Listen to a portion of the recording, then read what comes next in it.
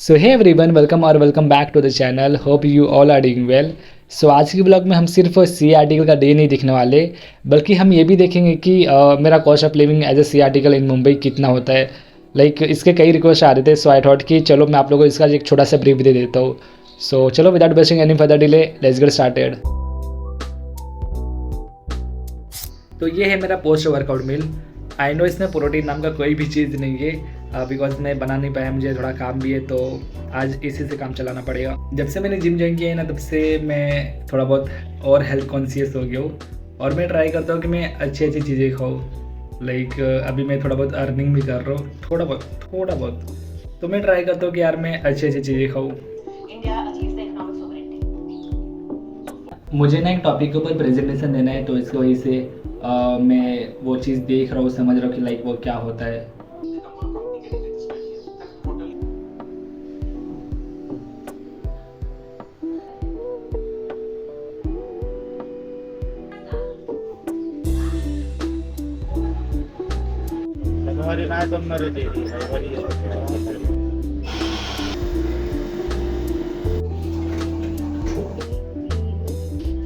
Currently मैं 2 client के लिए वर्क कर रहा हूँ और दोनों ही क्लाइंट NBFC है और दोनों ही क्लाइंट का हम लोग IFC टेस्टिंग कर रहे हैं।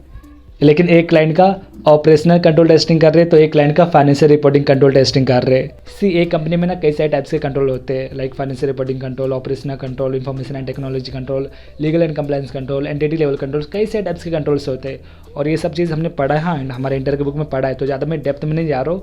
तो एक क्लाइंट का मैं फाइनेंशियल रिपोर्टिंग कंट्रोल टेस्टिंग कर रहा हूँ, तो एक क्लाइंट का ऑपरेशनल कंट्रोल टेस्टिंग कर रहे हैं। And before moving forward, I want to share an important update with you all. इस रिपब्लिक डे PW आया है धमाकेदार ऑफर अपने सारे बैचेस पे। CA इंटर के बैच पे आपको मिलेगा 70% डिस्काउंट, तो CA फाउंडेशन के बैच पे 80% डिस्काउंट। तो अगर आप अपनी प्रिपरेशन स्टार्ट करने वाले हो या फिर अपनी प्रिपरेशन को अपग्रेड करना चाहते हो, देन ये सबसे बेस्ट टाइम है। इनके बैचेस में आपको मिलेगा live and recorded classes, dedicated doubt support platform, weekly test and assignment, subject to test with expert evaluation. तो ये वीडियो देखने के बाद उनके बैचेस जरूर चेकआउट करना, सारे लिंक डिस्क्रिप्शन में है। इससे प्रीवियस वाले क्लाइंट पे हमने IFC रिव्यू किया था, एक डिज़ाइन लेवल टेस्टिंग किया था और अभी हम ऑपरेटिंग इफेक्टिवनेस टेस्टिंग कर रहे हैं। हमने ये भी पढ़ा था कि कंट्रोल के टेस्टिंग 2 टाइप से होते हैं, एक डिज़ाइन लेवल पे होता है, एक ऑपरेटिंग इफेक्टिवनेस पे होता है। तो डिज़ाइन लेवल टेस्टिंग में क्या होता है कि हम ये देखते हैं कि मैनेजमेंट जैसा कंट्रोल चाहती है किसी एक्टिविटी में, किसी प्रोसेस में, जैसा मैनेजमेंट कंट्रोल चाहती है वैसे कंट्रोल्स लगे हैं कि नहीं। फॉर एग्जाम्पल, मैं जस्ट एक नॉर्मल एग्जाम्पल ले रहा हूँ कि अगर किसी कस्टमर को लोन देना है, तो मैनेजमेंट ने सबसे पहला कंट्रोल ये लगा के रखा है कि हम उसके सारे नेसेसरी डॉक्यूमेंट कलेक्ट करेंगे। एक टीम उसकी सारे नेसेसरी डॉक्यूमेंट कलेक्ट करेगी, देन वो डॉक्यूमेंट एक सेकंड टीम के पास जाएगा, वो टीम वेरीफाई करेगी उस सारे डॉक्यूमेंट को कि सारे डॉक्यूमेंट जेन्युइन है कि नहीं, उसका पास्ट डेटा चेक करेगी कि उसने कभी फ्रॉड तो नहीं किया है या फिर उसके ऊपर कोई केस तो नहीं चल रहा है, ये चेक करेंगे। और मैनेजमेंट ने लोन को अप्रूव करने के लिए अलग अलग बंदों को बैठा रखा है कि 1 लाख तक ये अप्रूव करेगा, 5 लाख तक ये अप्रूव करेगा, 10 लाख तक ये अप्रूव करेगा। तो ये सब जो भी कंट्रोल्स होते हैं ना, जैसा मैनेजमेंट चाहती है वो हम चेक करते हैं कि जैसा वो चाहती है वैसा लगा है कि नहीं। एंड एडिशनली हम उसमें और क्या एडिशनल कंट्रोल बता सकते हैं और क्या चीज़ें सजेस्ट कर सकते हैं ताकि उनका प्रोसेस जो भी एक्टिविटी है और बेटर हो सके। तो मोटा मोटा डिज़ाइन लेवल टेस्टिंग में क्या होता है कि हम प्रोसेस में कंट्रोल्स को डिज़ाइन करते हैं कि क्या क्या कंट्रोल्स होंगे ताकि वो प्रोसेस ऑफ वो एक्टिविटी में कोई नॉन कंप्लायंस ना हो, कोई फ्रॉड एक्टिविटी ना हो एंड सारी चीज़ को कंप्लाई करते हुए स्मूथली वो चले। और ऑपरेटिंग इफेक्टिवनेस टेस्टिंग में क्या होता है कि ये बहुत ईजी है, मतलब समझने में ईजी है कि जो भी कंट्रोल्स हम डिज़ाइन लेवल पे लगाए थे, जो भी कंट्रोल्स को हमने एक प्रोसेस में, एक एक्टिविटी में लगा रखा था, वैसे ही वो कंट्रोल्स परफॉर्म हो रहे हैं कि नहीं, वैसे ही वो उसे किया जा रहा है कि नहीं, हम वो देखते, वो उसकी टेस्टिंग करते। अब ये सुनने में समझने में तो बहुत इजी लग रहा होगा, बट एक्चुअल में इसी में पड़ती है, इसी में काफ़ी टाइम लगता है। इसी में हम सारे जो भी कंट्रोल्स हम खुद से वेरीफाई करते हैं कि चेक करते हैं कि जैसा डिज़ाइन लेवल पे हमने सोचा था वैसे उसे परफॉर्म किया जा रहा है कि नहीं।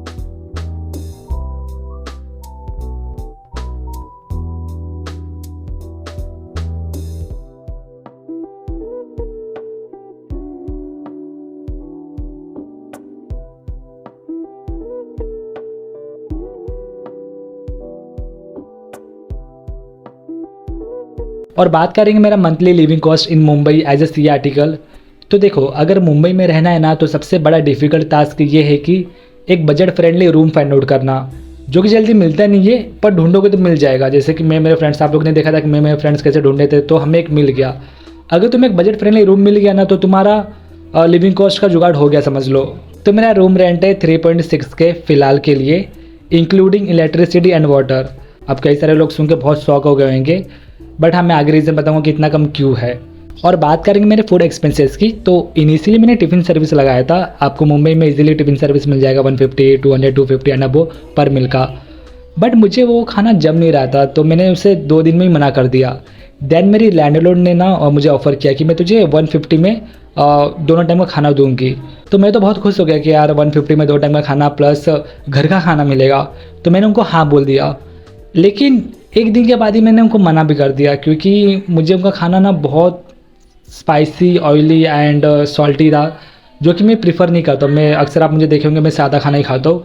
मैं वो सब खाना खा सकता हूँ, कभी कभार खा सकता हूँ, बट डेली नहीं खा पाऊँगा। तो मैंने उसके लिए मना कर दिया। नो डाउट कि यार मैं ये नहीं बोल रहा कि खाना वो ख़राब बनाते थे, उनके यहाँ ऐसा ही बनता है, तो वो अच्छा बनाते थे, बस मैं वो चीज़ प्रीफर नहीं करता हूँ, तो इसके लिए मैंने मना कर दिया। तो मैंने डिसाइड किया कि यार मैं अपना खाना खुद ही बनाऊंगा। मैंने गैस सिलेंडर एंड गैस लाया 4K में, एंड जो भी कुकिंग यूटेंसिल्स थे वो मैंने अपने घर से ही लेकर आ गया। कुछ खरीदना पड़ा, लेकिन ऑलमोस्ट मैं अपने घर से ही लेकर आ गया। तो मेरा मंथली का फूड एक्सपेंस है 8K to 9K around. I know ये कई लोग इसको बहुत ज़्यादा बोल रहे होंगे, क्योंकि इससे कम प्राइस में अच्छा टिफ़िन सर्विस आ जाता है। मेरा इसमें इंक्लूडिंग डेली के फ्रूट्स से, मैं डेली का पपाया बनाया एंड कुछ सीजनल फ्रूट्स मिलता है वो भी लेकर आता हूँ, plus dry fruits and peanut butter, ये सब इसमें इंक्लूडिंग करके 8K to 9K तक मेरा फूड एक्सपेंस हो जाता है। एंड देन ट्रैवलिंग की बात करेंगे तो उसका कुछ 1K to 3K रहता है। ये बहुत कम जाता है, क्योंकि देखो मुंबई में ना ट्रैवलिंग ईजिली हो जाता है, कोई लोकल के थ्रू हो जाता है, एंड जो भी वर्क रिलेटेड जितना भी ट्रैवलिंग रहता है उसका तो मोस्टली रिम्बर्समेंट मिल जाता है। सो ट्रैवलिंग का बोल सकते हैं 1K to 3K। और बात करेंगे अदर एक्सपेंसेस की, तो ये कुछ 3K to 4K चले जाता है। इसमें कली के साथ, फ्रेंड के साथ बाहर चले गए, या फिर कुछ मन किया तो वो खरीद लिया, और जिम मेंबरशिप प्लस रिचार्ज, ये सब इसमें इंक्लूडेड रहता है। रिचार्ज का भी हमें 90% अमाउंट रियम्बर्स हो जाता है। तो हाँ, इतने कुछ एक्सपेंसेस मंथली का हो जाते हैं। आज हमें थोड़ा ज़्यादा ही लेट हो गया ऑफिस से निकलने के लिए, क्योंकि जो फाइल में हम लोग वर्किंग कर रहे थे वो फाइल में कुछ फार्मूला का इशू था, एंड हमें एंड मोमेंट पे पता चला कि इसमें फार्मूला का कुछ तो प्रॉब्लम है। देन उसको ठीक करते करते हम लोग को थोड़ा ज़्यादा ही लेट हो गया।